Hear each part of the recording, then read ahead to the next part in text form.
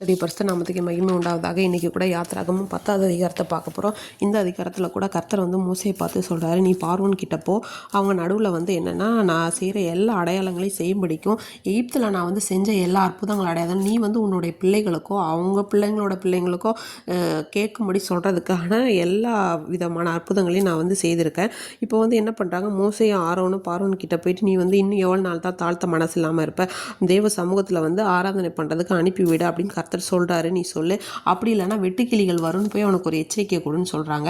அதே மாதிரி என்ன பண்ணுறாங்க அப்படின்னா, உன்னோட ஊழியக்காரர்கள் வீடுகள் மேலே எல்லா இடத்துலையும் வரும்னு சொல்லி இவங்க போய் சொல்கிறாங்க. பார்வோன் கிட்ட சொல்லிட்டு திரும்ப புறப்படுறாங்க. அப்போ அந்த பார்வோனுடைய ஊழியக்காரர்கள் சொல்கிறாங்க, இந்த மனுஷன் நமக்கு ஒரு கண்ணியை போல இருக்கா, எகிப்து தேசம் ஃபுல்லாகவே என்ன ஆயிடுச்சு, அழிஞ்சு போயிடுச்சு, நீங்கள் என்ன பண்ணுங்கள், பேசாமல் அந்த ஜனங்களை அனுப்பி விட்டுருங்க அப்படின்னு சொல்கிறாங்க.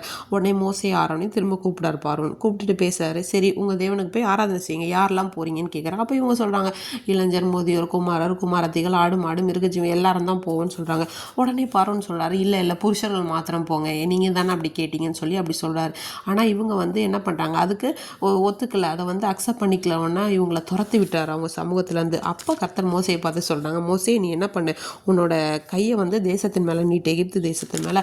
அதே மாதிரி மோசே அவனுடைய கோலை நீட்டினப்போ கர்த்தர் அன்னைக்கு பகல்லையும் சரி அன்னைக்கு முழுதும் கீழ்காட்ட தேசத்தின் மேலே வீச பண்ணி வெட்டுக்கிளிகள் எல்லாம் விடிய காலத்தில் அந்த எகிப்து தேச பூமியே தெரியாத அளவுக்கு மூடி, அந்த அளவுக்கு என்னாச்சு, எப்படி இந்த கல்மலையில் அக்கினி மலையிலேயே சில பயிர்கள் மிச்சம் இருந்தது இல்லையா, அந்த கதிர் விடாத பயிர்கள் அதில் ஒரு பச்சிலையை கூட மிச்சம் வைக்காதபடி இந்த வெட்டுக்கிளிகள் எல்லாத்தையுமே பட்சித்து போட்டுருச்சு.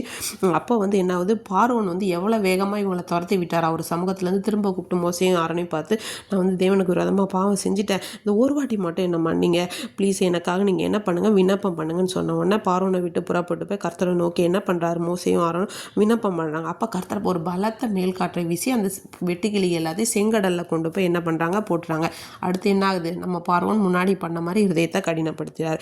இப்போ இசப்பா என்ன பண்ணுறாங்க அப்படின்னா, தடவி கொண்டிருக்கத்தக்கதான இருள், அதாவது பக்கத்தில் இருந்தால் கூட தெரியாது அந்தளவுக்கு ஒரு கார் இருளை நான் என்ன பண்ண போகிறேன், எகிப்து தேசத்தில் வர வைக்க போகிறேன்.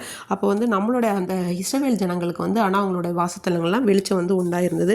அதே போல் 3 நாள் அப்படி ஒரு இருள் இருந்தது. உடனே பார்வோன் மோசே அழைப்பித்து, நீங்கள் போய் உங்கள் தேவனுக்கு ஆராதனை செய்யுங்க, உங்கள் குழந்தைகள் எல்லாருமே நீங்கள் போகலாம், ஆனால் ஆடு மாடுகளை அனுப்ப மாட்டேன்னு. உடனே மோசே சொல்கிறேன், எங்கள் தேவனுக்கு நாங்கள் பலியிடணும், ஆடு மாடுகளை அனுப்பலைன்னா எப்படி, நாங்கள் அதில் போய் எங்களுக்கே தெரியாது எந்த மாதிரியான பலிகள் நாங்கள் கொடுக்க போகிறோன்னா, அதனால் எங்களுக்கு வேணும், அதுலேருந்து எடுக்கணும்னு சொல்கிறாங்க. அப்பவும் பார்வோனோட இருதயம் என்ன பண்ணுறாரு, கடினப்படுத்துகிறாரு. பார்வோன் சொல்கிறாரு, நீ போய் என்ன பண்ணு, என் முகத்தை பார்க்காத இனிமே, இல்லைனா செத்து போயிடுவேன்னு சொல்லி மிரட்டி அனுப்புகிறாரு. உடனே மோசே சொல்ல, நீ சொன்னது சரிதான், இனிமேல் நம்ம முகத்தையே பார்க்க மாட்டேன்னு இவரும் சொல்லிட்டு வராரு. அதோட முடியுது.